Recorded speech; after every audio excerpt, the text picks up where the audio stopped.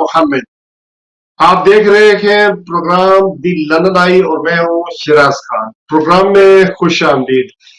नाज़रीन, शहबाज शरीफ हुकूमत जो मार्ज़ वजूद में आई है, मियां नवाज शरीफ साहब ने वज़ारत उज़्मा तो ले लिया है, लेकिन सियासी, अदालती, माशी और अदम इस्तेहकाम का शिकार है।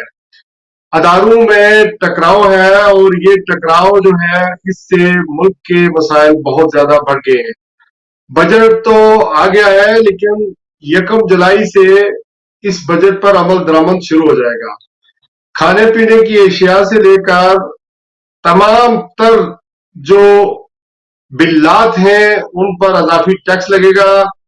कहा यह जा रहा है कि हर चीज, खाली किचन का जो खर्चा है वो भी 30% चीजें बढ़ जाएंगी और बाकी जो बिजली है, गैस है, दीगर चीजें हैं उस पर भी ज्यादा से ज्यादा टैक्स लगेगा। यहां तक के जो सेल्स टैक्स है वो भी बढ़ा दिया गया है और बहुत बड़ी रकम इन टैक्सों से हासिल करना चाहती है हुकूमत और IMF की ये शराइत है। और बजट बहरहाल आया और इसमें से हमारे लिए बेहतरी की, गरीब आदमी के लिए, आम आदमी के लिए कोई पहलू है या नहीं, इस पर हम आज गुफ्तगू करेंगे। बरतानिया में 4 जुलाई को एक इलेक्शन हो रहा है। 4 मिलियन के करीब मुसलमान हैं और वो मुसलमान बड़ी तादाद में पाकिस्तानी और मुसलमान यहाँ पर खड़े हैं मुख्तलिफ पार्टियों की जानब से, और फिर तकरीबन 400 से जायद इंडिपेंडेंट कैंडिडेट भी खड़े हो गए हैं। अब देखना यह है कि ये इंडिपेंडेंट जो है वो इतनी बड़ी तादाद में पहले कभी नहीं खड़े हुए, जबकि कहा यह जा रहा है कि जब इंडिपेंडेंट को लोग वोट नहीं देते उस तरह। इसी तरह वर्कर्स पार्टी है जॉर्ज गैलवे की, वो भी मार्ज़े वजूद में आ चुकी है। अब देखना यह है कि 4 जुलाई के इलेक्शन में कौन सी पार्टी यहां पर विक्ट्री हासिल करेगी और वोटर जो है वो बड़े पैमाने पर बुरी तरह तकसीम है। इसके अलावा कौन सी पार्टी इमिग्रेशन के मामलात पर जो इमिग्रेंट्स हैं उनको कोई रिलीफ देने के लिए तैयार होगी। सबसे पहले मैं अपने मेहमानों का तारुफ करवाता चलूं। मुझे ज्वाइन किया है वदूद मुश्ताक साहब ने, सीनियर सहाफी हैं, लंदन में इस वक्त मौजूद हैं। उनसे सबसे पहले हम बात करेंगे, वो बीपर पर है, ऑडियो कर उनकी है, उनसे यूके के इलेक्शन के हवाले से बात करेंगे। जीशान साकिब मियां बैरिस्टर है, प्रैक्टिसिंग लॉयर है, इनसे बात करेंगे कि अगर लेबर पार्टी इक़्तिदार में और टोरी पार्टी रह जाती है तो ये क्यों ऐसा लगता है कि लेबर पार्टी जो है इमिग्रेंट्स को ज्यादा वो नरमी दिखाती है और कानून को नरम करती है। ये तासर क्या दुरुस्त है या गलत है? और अमेरिका से मुझे ज्वाइन किया है मारूफ बिजनेसमैन है, इकॉनमी में बड़ी गहरी नजर है, जनाब सैयद अली नकी साहब ने। हम पाकिस्तान के बजट के हवाले से बात करेंगे और IMF का क्या कर्जा हमें मिलेगा या नहीं मिलेगा और बजट में क्या खामियां हैं।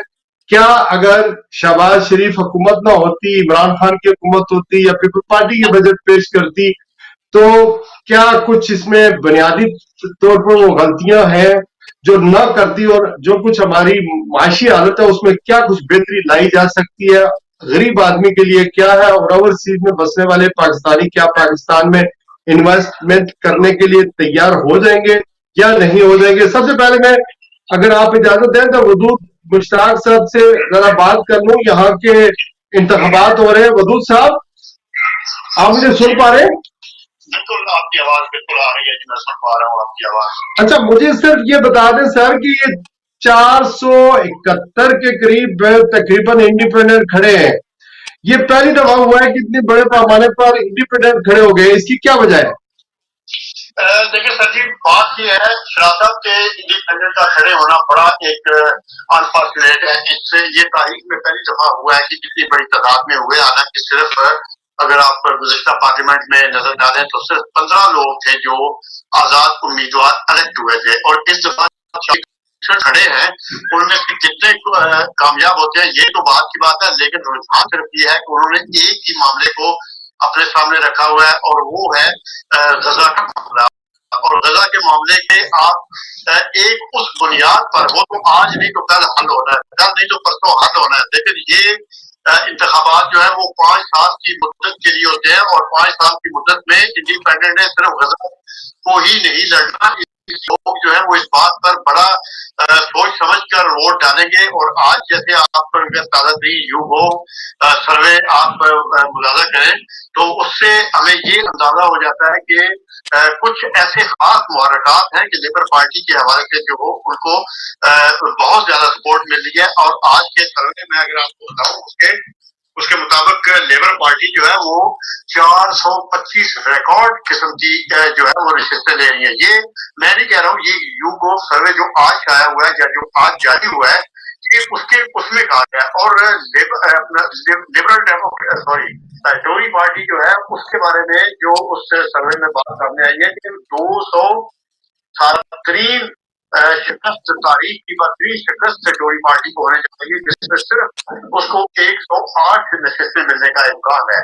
تو اصل میں آپ یہ اندازہ کریں۔ اچھا، میں آپ نے جب غزہ کی بات کی تو اگر یہ سروے کہ ابھی ٹو ارلی ٹو سے، ابھی 2 ویک تو اس میں باقی ہے الیکشن میں، یہ فرمائیے گا کہ لیبر پارٹی نے یہ اعلان کر رکھا ہے کہ جو لیڈر ہے لیبر پارٹی کا، کہ اگر وہ وزیر اعظم بن جاتے ہیں تو وہ یعنی اسپین کی طرح، ناروے کی طرح اور آئرلینڈ لینڈ کی طرح فلسطین کو آزاد ریاست تسلیم کر لیں گے۔ آپ کو لگتا ہے کہ جو ووٹر ہے وہ ان پر بلیو کرے گا کہ اگر وہ الیکشن جیت جاتے ہیں تو اگلے 6 مہینے میں وہ فلسطین کو ایک آزاد ریاست کی حیثیت سے تسلیم کر لیں گے؟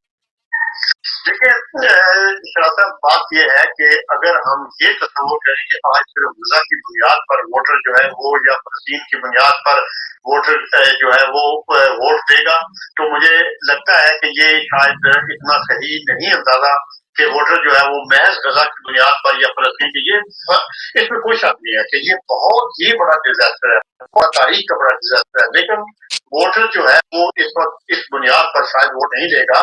اور جو سرکیر اسٹارمر ہیں انہوں نے بھی اپنی پوزیشن اس سے پہلے کہ اب الیکشن کے آخری دنوں میں انہوں نے اپنا اسٹانس چینج کیا ہے اور اس میں جا کے انہوں نے غزہ کے بارے میں ریاستوں کی تسلیم کرنے کی بات کی ہے۔ لیکن اصل مسئلہ جو ہے جو ووٹر دیکھتا ہے وہ یہ دیکھتا ہے کہ اس ملک کی اکانومی میں ہم کہاں پہ کھڑے ہوں گے، ہمیں امیگریشن کے معاملات، ہماری مہنگائی کے حوالے سے معاملات جو ہے وہ کہاں کھڑے ہیں۔ آج دیکھیں کہ آج جو تازہ ترین جو بینک آف انگلینڈ نے اپنا اسٹیٹمنٹ جاری کیا ہے اس کے مطابق انہوں نے 2% شرح مہنگائی جو ہے وہ کم کر کے 2% پہ آ گئی ہے کہ جو شرح سود ہے وہ اسی 3 سالوں سے 5.25 جو ہے اس کو برقرار رکھا گیا ہے۔ ایک میں سمجھتا ہوں کہ اس سے مہنگائی کے کم ہونے کے 20% کے کم ہونے کے باوجود بھی کوئی بڑا فرق نہیں پڑے گا۔ زیادہ اگر لیبر پارٹی برسر اقتدار آ جاتی ہے تو اس سے عام آدمی کی حالت ہے اس میں بہت بڑا جو تبدیلی یا اس کو کمفرٹ جو ہے وہ محسوس نہیں ہو سکے گا، جو اس کو ملنے کا امکان بڑا کم ہے۔ اس لیے کہ جو زمینی حقائق ہیں وہ یہ ہے کہ بریگزٹ نے جو ڈینٹ ڈالا ہوا ہے برطانیہ کی معیشت کو، اس ڈینٹ کو ٹھیک کرتے کرتے ابھی بہت سال لگ جائیں گے۔ برطانیہ کو اتنے خطرات ہیں معیشت کے حوالے سے کہ جس پہ کوئی اگر تفصیل سے میں بات کرنا چاہوں تو آپ دیکھیں کہ پچھلے دنوں یورپ کے جو ڈرائیور ہیں انہوں نے ہڑتال کر کے انہوں نے کہا کہ ہم برطانیہ آنا چھوڑ دیں گے، اگر وہ برطانیہ آنا چھوڑ دیں گے جو لاری ڈرائیور ہیں تو ہماری تو پیداوار ہی برطانیہ میں کچھ نہیں ہے، ہماری تو کوئی ایسی چیز ہی نہیں ہے کہ جو ہم۔ اچھا یہ بتائیں، ٹھیک ہے، اگر یہ بتائیں کہ جو کون سے حلقے ہیں یا کتنے ایسے حلقے ہیں جہاں پر 4 ملین کے قریب مسلمان یا 2 ملین کے قریب پاکستانی انفلوئنس کر سکتے ہیں، اگر وہ یونٹی دکھائے تو وہاں سے ایم پی منتخب ہو سکتے ہیں؟ دیکھیے جی، وہ لوٹن کا حلقہ ہے اور اس کے علاوہ جو گلاسکو میں حلقہ ہے اور خاص طور پہ جو برمنگھم کے 3 حلقے ہیں، برمنگھم کے جو 4 حلقے ہیں وہاں پر اس دفعہ امید ہے کہ آزاد امیدوار جو ہیں ان کی وجہ سے یا تو وہ ان میں سے کوئی کامیاب ہو سکے گا، پھر یہ ہے کہ وہ لیبر پارٹی کو بہت بڑا نقصان۔ کون سی ایسی جماعت ہے، کون سی ایسی پارٹی ہے جس نے سب سے زیادہ کینڈیڈیٹس پاکستانی یا مسلمانوں کو ٹکٹیں دی ہیں؟ लेबर पार्टी ने ऑब्वियसली लेबर पार्टी ने बहुत ज्यादा टिकटें दी हैं, तकरीबन मेरे ख्याल 75 जो लोग हैं 75 टोटल पाकिस्तानी जो है वो खड़े हैं, जिनमें से अक्सरियत लेबर पार्टी ने दी है, बाकी भी पार्टियों ने दी है, किसी ने 10 दिए, किसी ने 8 दिए हैं, लेकिन ये कि लेबर पार्टी ने सबसे ज्यादा जो है ना वो लोगों को टिकट दिए जो ब्रिटिश। आप रिफॉर्म पार्टी को और वर्कर्स पार्टी को उसके चांसेस क्या रहे? देखिए, रिफॉर्म पार्टी जो है वो हमेशा की तरह जैसे ब्रेक्सिट मामला आया था, ये 2019 के इंतखाबात थे, तो यूके के यूके इंडिपेंडेंट पार्टी के नाम पे वो वजूद में आया था, और नाइजर फराज जो है उसने आके जो है वो वोटिंग खराब की, और इसी तरह अब भी वो सिर्फ वोटिंग ही खराब करना चाह रहे हैं। और मैं समझता हूँ कि जो जॉर्ज गैलर साहब की पार्टी है भी कोई बहुत बड़ी कामयाबी का इम्कान नहीं है, क्योंकि उन्होंने भी अपना जो माटो रखा हुआ है वो गजा को रखा हुआ है, और मैं समझता हूँ गजा का मसला बहुत बड़ा मसला है, लेकिन यहाँ पर इलेक्शनों की जो इंतखाबात है उनकी काया पलटना जो है ना वो मुझे नजर नहीं आ रहा कि शायद किस बुनियाद पर कोई काया पलटी जा सके। तो आप समझते हैं कि niger lucky to get one seat at least in this election?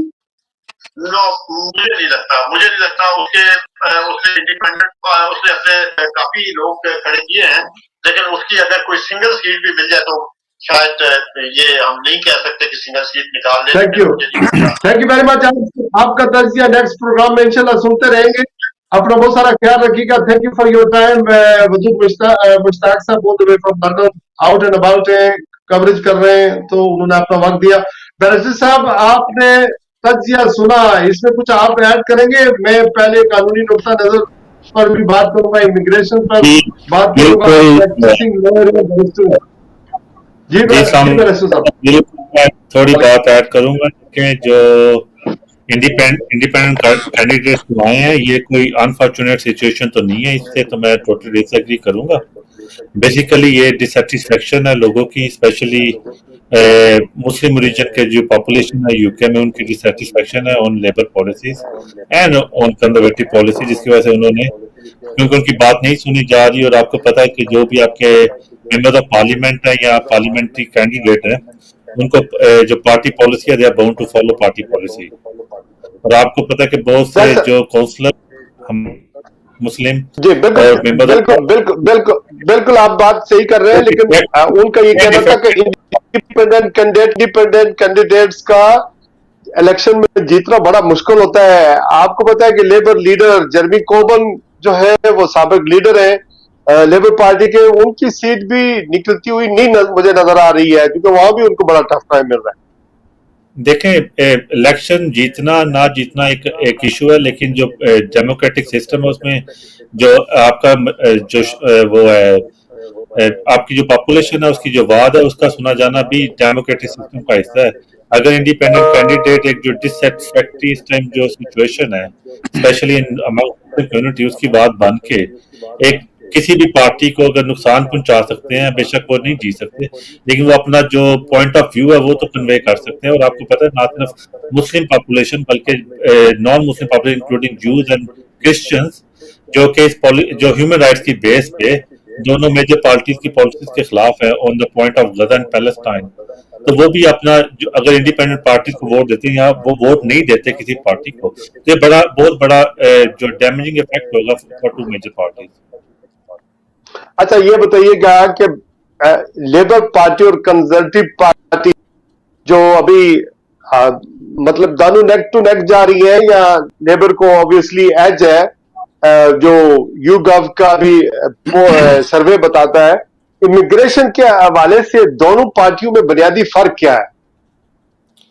देखें, अपेरेंटली जो कहा जाता है कि जो कंजर्वेटिव पार्टी है वो एंटी इमिग्रेंट्स है या उसकी जो इमिग्रेशन पॉलिसी सख्त होती है, लेकिन अगर आप आज दोनों पार्टीज की वेबसाइट पे चले जाएं, इनका जो इलेक्शन मैनिफेस्टो है वो देख लें, तो लेबर पार्टी ने कोई क्लियर मैनिफेस्टो इमिग्रेशन पे नहीं दिया, और अपार्ट फ्रॉम दैट कि वो भी स्ट्रिक्ट पॉलिसीज अपनाएंगे, वो भी नए जो अथॉरिटीज बनाएंगे और इलीगल इमिग्रेंट्स को खत्म करेंगे, एक वो टोटल जो नेट इमिग्रेशन है उसका एक नंबर रखेंगे, और प्लस जो लेबर पार्टी के हम जो पॉइंट बेस्ड सिस्टम को ज्यादा स्ट्रेंथन करेंगे।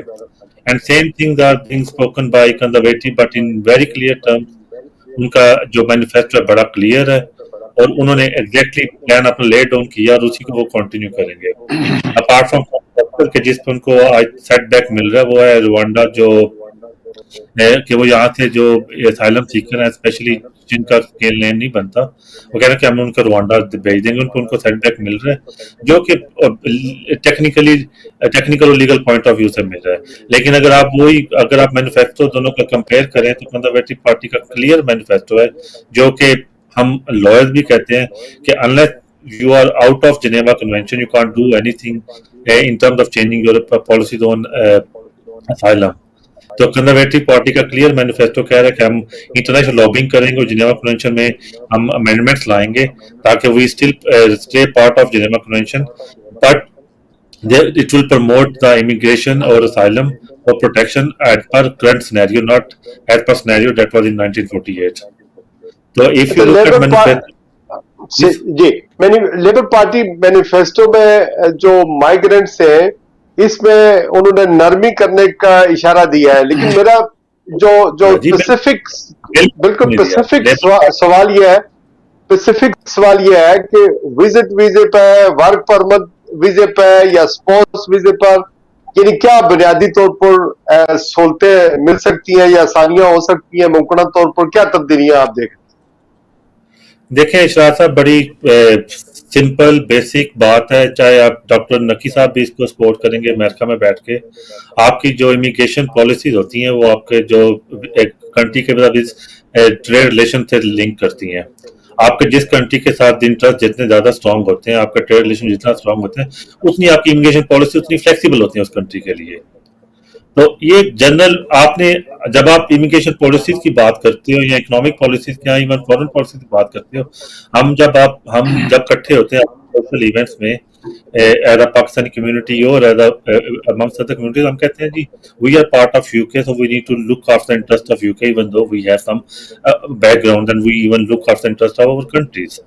ठीक है, जब आप इमिग्रेशन पॉलिसीज की भी बात करेंगे और यूके इवन बोथ पार्टीज एक सेम पेज पे खड़ी हैं इन टर्म्स ऑफ इमिग्रेशन, कोई रिलैक्सेशन नहीं है, कोई इंडिकेशन ऑफ रिलैक्सेशन नहीं है. They will just continue the policies that are existent as today.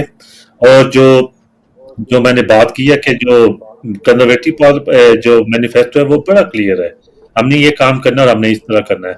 Labour is just playing diplomatically, वो क्लियर पॉलिसी नहीं दे रही, लेकिन they are indicating they will follow the conservative footstep if they come into the government.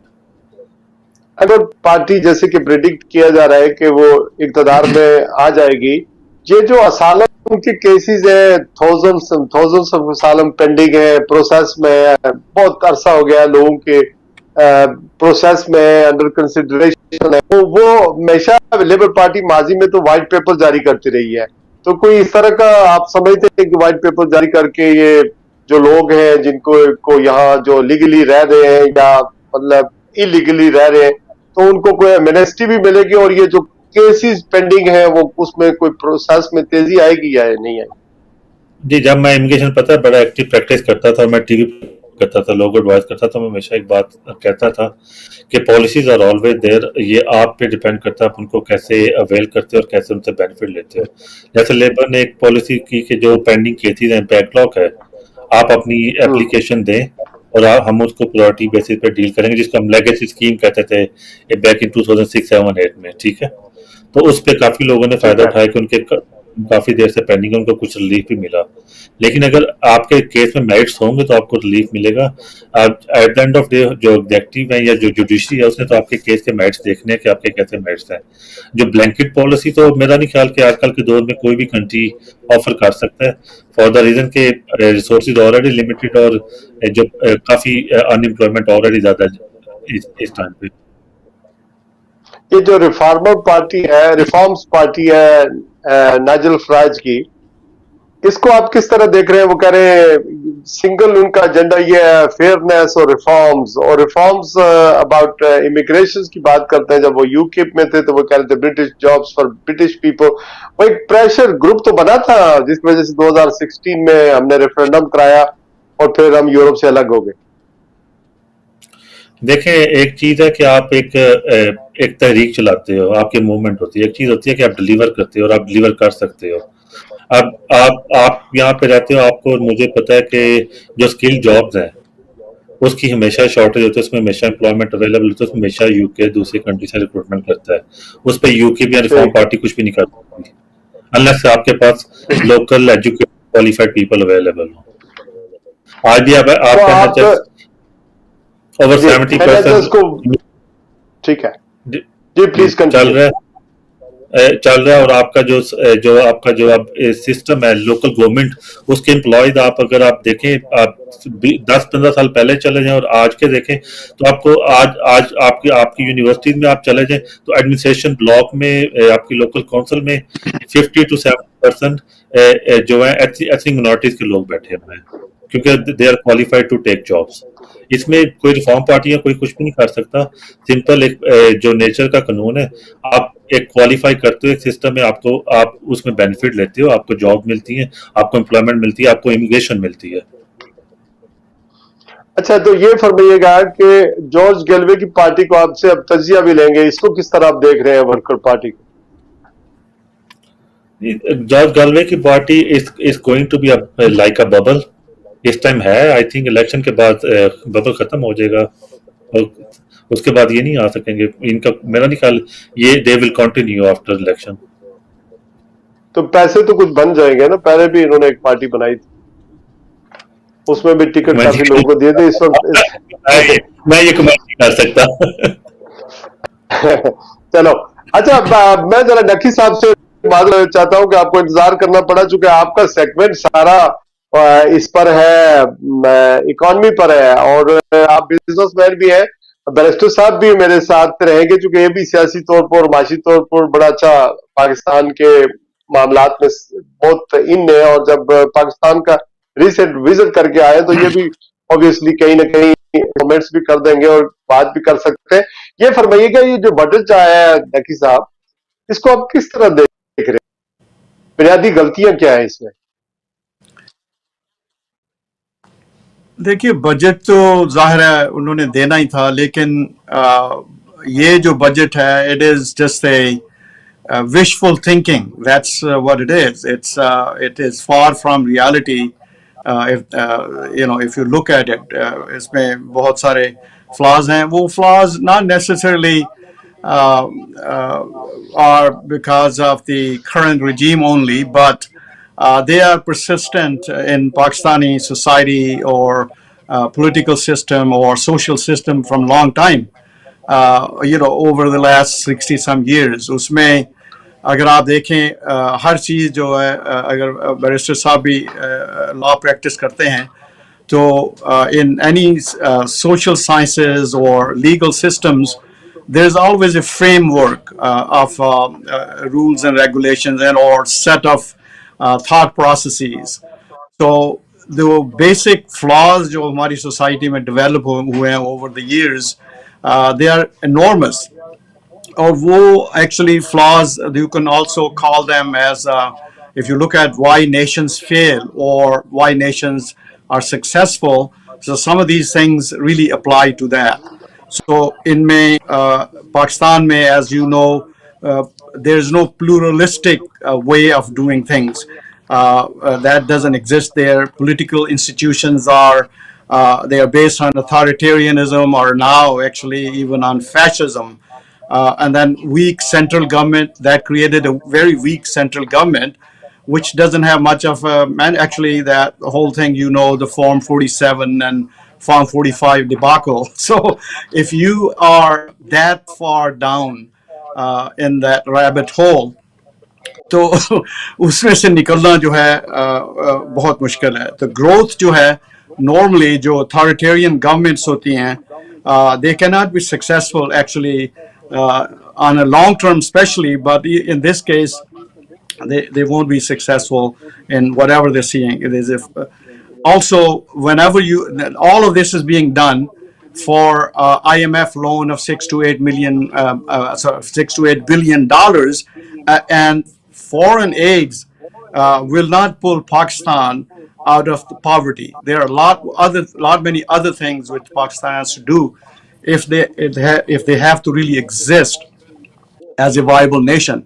So from that framework, if you come towards today's situation, the budget में इन्होंने जो दिखाया है कि जी हम लोग टैक्सेस इंक्रीज करेंगे, टोटल स्पेंडिंग जो है वो $68 बिलियन है. ये मैंने राइटर्स से फिगर्स ली हैं, और ये रेज करेंगे, टैक्सेस रेज करेंगे. 48% इंक्रीज होगी डायरेक्ट टैक्सेस में, और 35% इंक्रीज होगी इनडायरेक्ट टैक्सेस में. फिर इसी तरह वो पेट्रोलियम पे लेवीज जो है उसको इंक्रीज करेंगे. तो you know the impact of the petroleum levies, लोग ऑलरेडी स्क्वीज्ड आउट हुए हैं. तो टोटल रेवेन्यू जो है इस अभी जो है वो कह रहे हैं कि तकरीबन 2024 it's going to tax revenue. I'm just saying it's going to increase about 40% jump for that's a lot of increase on the taxes. If you look at living in the West, no government can sustain themselves if you with people. People are almost going to revolt. तो economy जो है वो project कर रहे हैं कि 3.6% पे growth होगी. I am not sure. Imports exports का आप ले लें. ये जो ग्रोथ है, मुझे सरल से ये समझा दीजिएगा. आईएमएफ ने कहा है कि 2% पे आप ग्रोथ रखे हैं और इन्होंने 3.5 पे हदफ रख दिया है. तो ये मुझे समझा दें कि तो इससे फिर क्या महंगाई बढ़ेगी या कम होगी? इन्फ्लेशन का क्या होगा? डेफिसिट है ना जी. अगर आपकी ग्रोथ कम हो रही है, इसका मतलब है कि you are making less money on a micro scale. अगर आपने कहा है कि मेरी तनख्वाह जो है इस साल $1,000 की होगी, लेकिन आपकी तनख्वाह जो पर मंथ और आपकी तनख्वाह होती है let's say $700, so you have a significant deficit. तो वो उसकी आपकी उतनी आमदनी नहीं है, और फिर आपको जो आपके अखराजात हैं वो वैसे की वैसे ही हैं जो आपने प्रोजेक्ट किए हैं, और you going to spend those unless you modify or cut your expenses. So that deficit increases. What deficit increases means you are becoming poorer and poorer, and then you keep running to the bank or IMF to say, hey, bail me out. Eventually, it's not sustainable model. किसी चीज में भी business IMF, अच्छा ये जो IMF का budget, इसको IMF का बजट क्यों कहा जाता है? एक तो ये जवाब दे दें आप. दूसरा ये कि जुलाई में जो आपने जैसे मेंशन किया IMF के लोन को या स्टाफ मायदे को, ये मायदा हमारा होने जा रहा है, होगा या नहीं? आपके पास इसके बारे में खबर क्या है? वो खबर तो मेरे पास नहीं है. I'm not directly wired into the people, but the way it looks like with the news already out there is that they really the technocrats have really looked at all these aspects very carefully, and they have one thing in mind, and that is कि भाई ये जो है IMF की approval हो जाए, तो उसके हिसाब से उन्होंने ये सारा बजट बनाया है. and seems like they will get that approval from IMF. But the problem is still there. If you look at it, $6 or $8 billion, so that's a shot in the arm again. You know, we're not really making any meaningful reforms and or meaningful growth in our economy, or our political system is in shambles. People are really up in arms.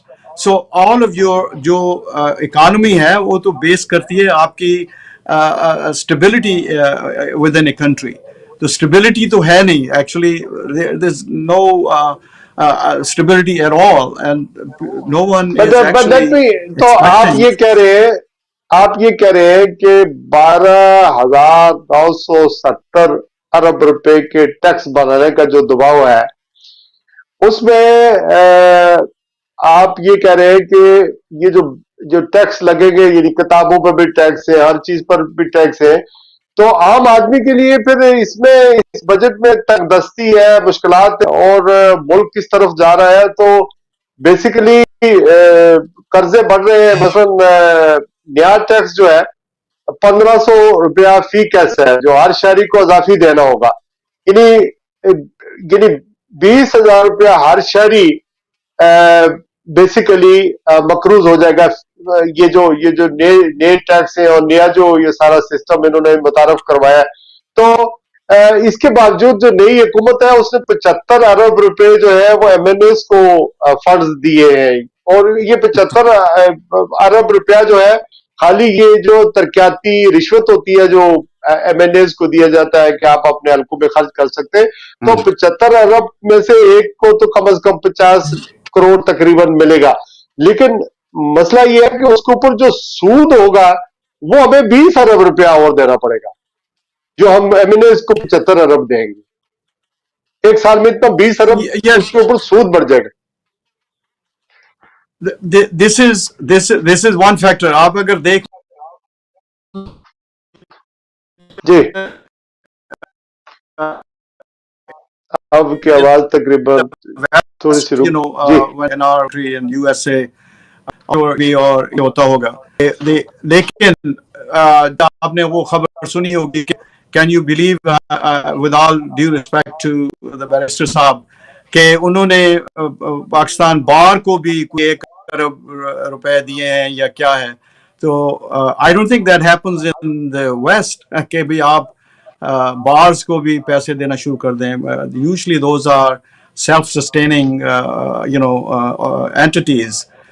So there is a lot of cronyism going on as well, or posturing so that their government can survive all of this.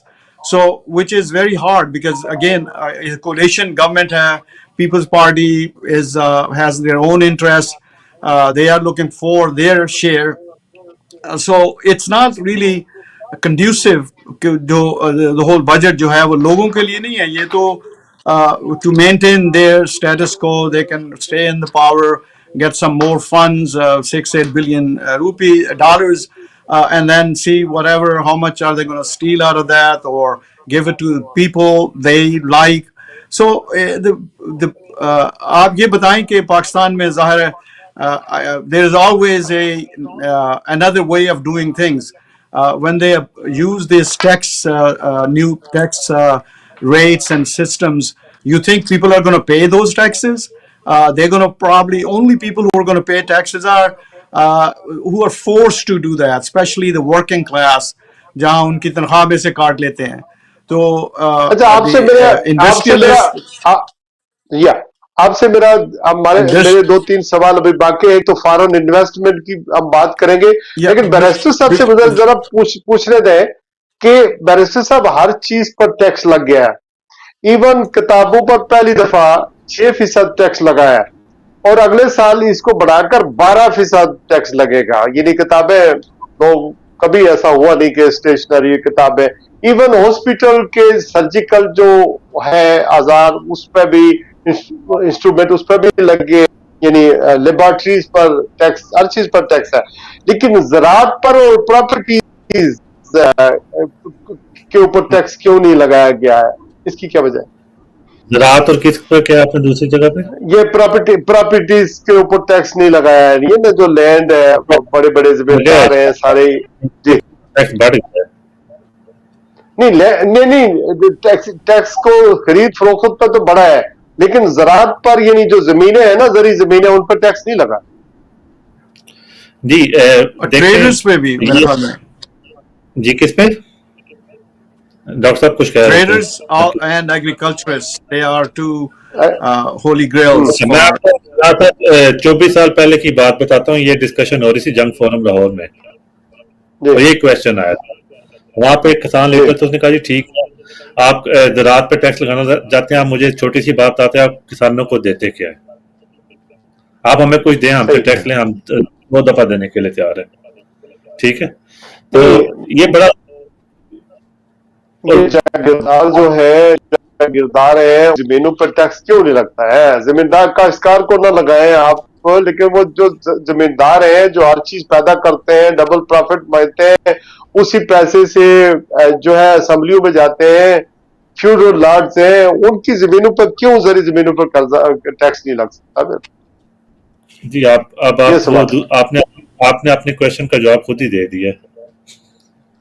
وہ وجہ کیا ہے؟ وہ وجہ یہ ہے کہ اگر آپ پہ ٹیکس کیوں لگاؤں گا شراز صاحب؟ बड़ी छोटी सी बात है। बिल्कुल ठीक है। इसका मतलब यह है कि सारे जागीरदार असेंबलियों में बैठे हुए हैं और 1947 में जब पाकिस्तान आजाद हुआ था उस वक्त कांग्रेस ने एक लॉ बनाया था कि जितनी भी जमीनें हैं वो कुछ एकड़ जमीन जो मालिक था वो रख सकता था, बाकी सारी गवर्नमेंट ने, इंडिया गवर्नमेंट ने उन्होंने अपने कब्जे में ले ली थी। लेकिन हमारी तरफ जो मुस्लिम लीगी थे या उस वक्त की क़यादत थी या फ्यूडल लॉर्ड थे, उन्होंने वो कानून पाकिस्तान में पास नहीं होने दिया था। इस वजह से वो जमींदार जो पहले फ्यूडल फिर सरमायादार बन गए, फिर वो इक्तदार में आ गए ताकि जमीनें उनका कारोबार जो है वो बरकरार रहे। ये इसकी आधी वजह है। लेकिन ये फरमाइएगा नकी साहब, दूसरी आपका जो दूसरा क्वेश्चन का देखें, हम जो यूरोप में और यूके में भी VAT तो देते हैं जो एजुकेशन प्रोडक्ट्स हैं। आप जब एजुकेशन तो आप सेल टैक्स नहीं देते, VAT नहीं देते, लेकिन जब आप साथ मटेरियल सेल करते हो तो मटेरियल पे आप VAT देते हो। तो इसमें कोई नई अच्छा, जी ये जो नकी साहब जो टैक्स के मामलात हैं, ये इतना ये बजट बेसिकली टैक्स इकट्ठा करने के लिए है। हमारे यहाँ हर किसी को टैक्स नेट में लाने की कोशिश की जा रही है। आप देखें ये कितना मुश्किल टास्क होगा हुकूमत के लिए। This is almost impossible. उसकी वजह ये कि our social system is such कि वहाँ जो बंदे ऑर्डिनरीली हर बंदा बोस्ट करता है कि यार मैंने देखो कैसे तरीके से ये काम किया कि मैं पकड़ा नहीं गया, तो लोग वहाँ पहले ही टैक्स नहीं देते। कल्चर ऐसा है, it's gonna be in A way very different. Another वो नंबर 2 कोई तरीका निकाल लेंगे जो टैक्स ना देने का, सवाए जैसे मैंने पहले कहा जो लोग मुलाजिम हैं उनकी तो सैलरीज आनी है, उसी में से वो काटना शुरू कर देंगे। ये जो टैक्स इन्होंने दिखा रहे हैं कि ये इतने बिलियन डॉलर्स ये कलेक्ट करेंगे, I don't think that's going to happen. It's not going, it's going to fail miserably, और इनका डेफिसिट बहुत लंबा चौड़ा होना है। All of this whole paper is theoretically actually they are trying to present it to IMF and they think they can make a deal with the IMF for $6 to $8 billion and that's it. And the problems are much more massive. $6 or $8 billion, they're not going to do much. Our imports, our exports especially are falling. Almost they are gone to half in textile. बाकी और कोई हमारी exports है ही नहीं. When you're not making money, only way you're making money is taxing your people to death. उससे और क्या होगा? Also inflation increase होगी. जो trader है वो जो अगर टैक्स दे रहा है तो छोटा दुकानदार, तो आपका क्या ख्याल है कि वो प्राइस इंक्रीज नहीं करेगा? Sure, they're going to increase their price. They're not going to pay it out of their profits or make no money. So I mean, this is a very vicious cycle here. So pata nahi what they are saying. You know, as I said, what do you think कि America में बहुत लोग हैं, इसी तरह UK में, Europe में, वो पाकिस्तान होना तो ये चाहिए ना कि सरमायाकारी हो, और सरमायाकारी हो, मुख्तलिफ लोगों को जॉब मिले, इंडस्ट्री काम करना शुरू कर दे, लेकिन ये ऐसा कुछ होता हुआ नजर क्यों नहीं आ रहा है? Yeah, I lost you for a moment. Can you say what I'm trying to ask, sir? What I'm trying to ask, there are multi-billionaires people in America, UK, but why they're not investing in Pakistan? क्यों नहीं सरमायाकारी क्यों नहीं कर रहे? अगर if they do, then यार it is jobs, industry. आप क्या, ये तो सिंपल क्वेश्चन है, आपको पता ही है। जब वहाँ अगर हमारे जैसे लोग, I'm sorry to say, Barrister साहब is very brave. I don't dare to go back to Pakistan. I don't know, they may have my name in some kind of list, or who knows. So foreign people are, if they are not protected, or if they cannot take their money or profits out of the country, why would they invest? सही। Barrister साहब, what you would like to say? Sir आप कुछ कहना चाह रहे थे? जी शराब साहब, छोटी सी बात है। देखें, कोई भी इन्वेस्टर होता है ना, from investment point of view, वो एक रिस्क असेसमेंट करता है। रिस्क असेसमेंट में दो असेसमेंट बड़ी क्लियर है, जो प्राइमरी है, number 1 legal risk, number 2 political risk. ठीक है, लीगल रिस्क होता है कि आपके प्रोप्राइटरी और प्रॉपर्टी राइट कितने सेफ हैं उस कंट्री में। अगर आपके प्रोप्राइटरी और प्रॉपर्टी राइट सेफ नहीं है तो आप कभी भी इन्वेस्ट नहीं करोगे। आपको नहीं, आपका जो बिजनेस है वो आप रख सकोगे नहीं रख सकोगे, आप आपकी जो प्रॉपर्टी है वो आप रख सकते हो नहीं रख सकते। नंबर 2 है पॉलिटिकल रिस्क। पॉलिटिकल रिस्क में होता है कि आपकी जो गवर्नमेंट है वो कितनी स्टेबल है और उनकी पॉलिसीज क्या है आपके बारे में।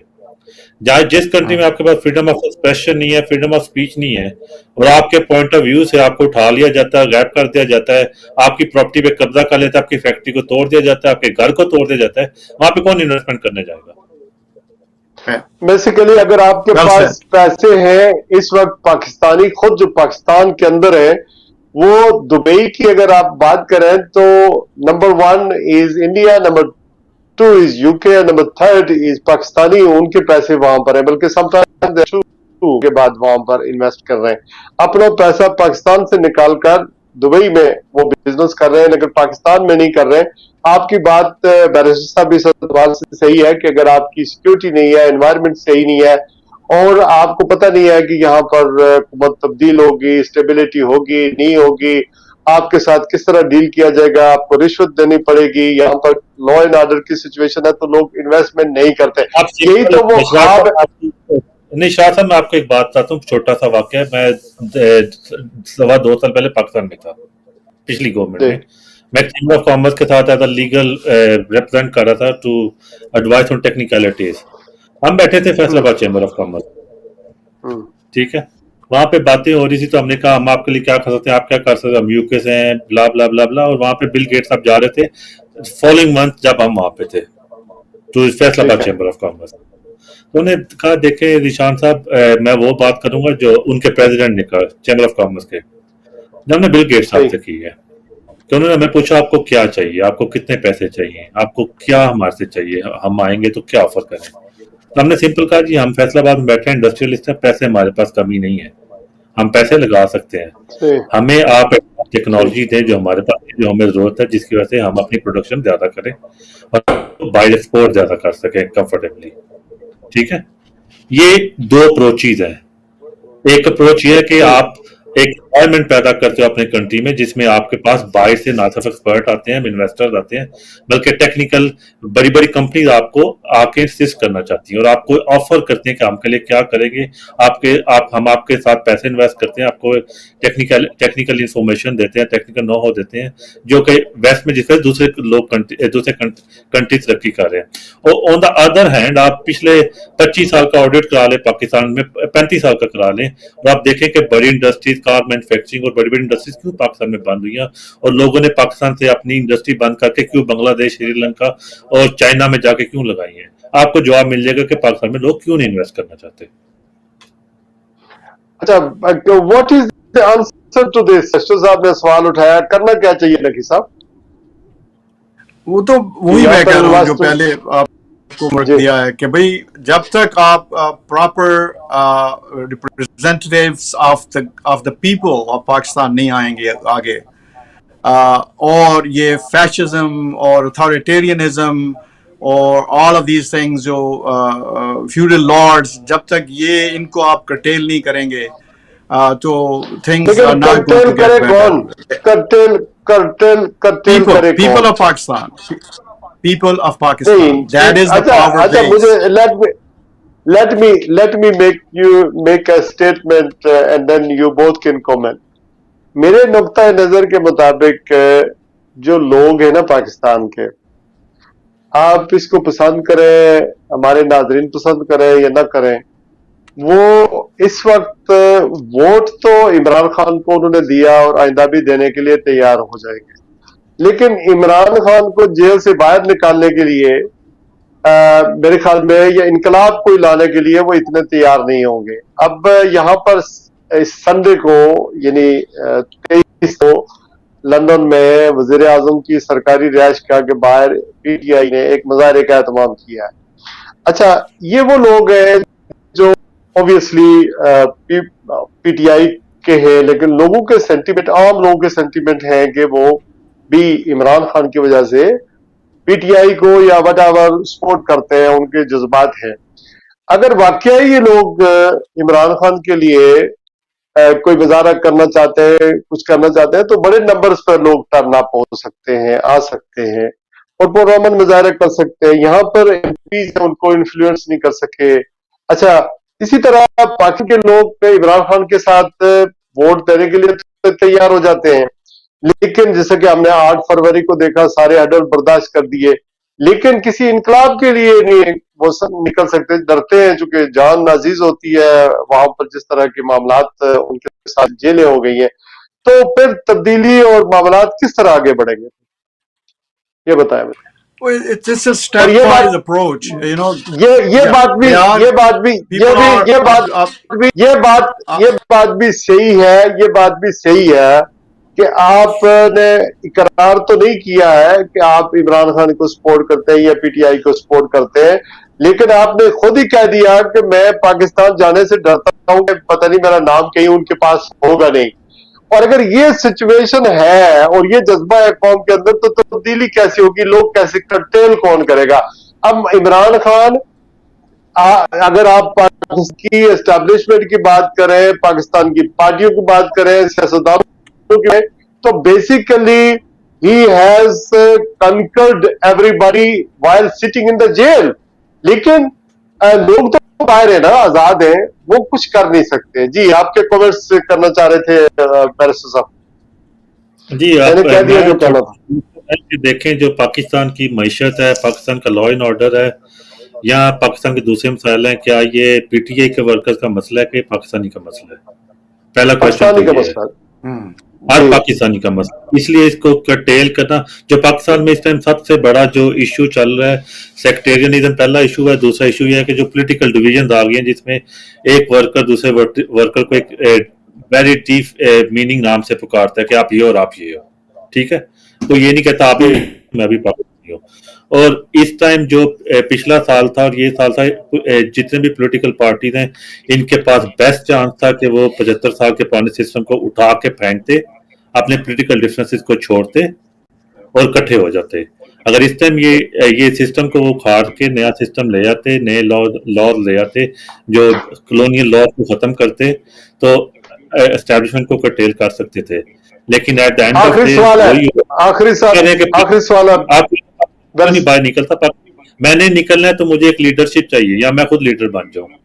آخری سوال ہے, یہ بتائیں جو قاضی فائز عیسیٰ کی عدالتیں ہیں, موجودہ جو ماحول ہے پاکستان کا, جس میں منڈیٹ کی چوری ہے, بہت سارے معاملات ان کے آگے لگے ہوئے ہیں, آپ کو لگتا ہے کہ ہمارا جوڈیشل سسٹم, ہمارے ججز, ہمارا قاضی صاحب یہ سارے معاملات سیٹل کریں گے یا پریشر لیں گے جیسے پہلے ان کے اوپر پریشر؟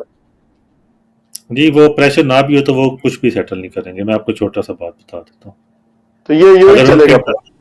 اگر ان کے انٹرسٹ میں کچھ سیٹل کرنا ہو نا, تو آپ کو ایک میٹر کے لیے 2-3 دن کی ہیئرنگ نہیں, ایک ہیئرنگ میں کام ختم ہو سکتا ہے.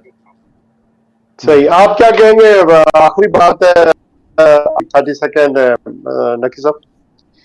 What do you like? Qazi Faiz Issa is part of that whole evil cabal, so he's not going to do much anyway.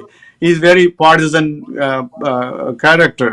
تو ججز جو کھڑے ہو رہے ہیں, 6 ججز نے لیٹر لکھے تھے, اسی طرح کچھ اور ججز ہائی کورٹ کے جو لاہور ہائی کورٹ کے چیف جسٹس تھے, تو ایسے اور اگر ججز نکل آئیں تو I think possibly there will be a significant resistance to this lawlessness in the judiciary as well. So hopefully maybe that's possibly the last hope for Imran Khan or people of Pakistan or anyone, even for us as Pakistanis overseas, کہ ہو سکتا ہے things may change, but it's a monumental task. میں آخری بات اور اپنے ناظرین کو بھی بتا دیتا ہوں کہ پاکستان میں ایک تو چائنا نے جواب دے دیا کہ جی پیسے نہیں ملیں گے, دوسری بات یہ کہ سعودی عرب نے بھی تقریباً جواب ہی دے دیا ہے, اور شیخ رشید کے 30 مختلف انٹرویو ہوئے پچھلے 2-3 دنوں میں, وہ ہر جگہ عمران خان کی بات کر رہا ہے, تو یہ کم از کم برداشت ہو رہی ہے. تو کچھ نہ کچھ ہوا تبدیل ہو گئی ہے. آئی ہوپ کہ پاکستان کے لیے اچھا ہو، اہل پاکستان کے لیے اچھا ہو. آج کے لیے بس اتنا ہی. آپ کا خیال رکھے گا. السلام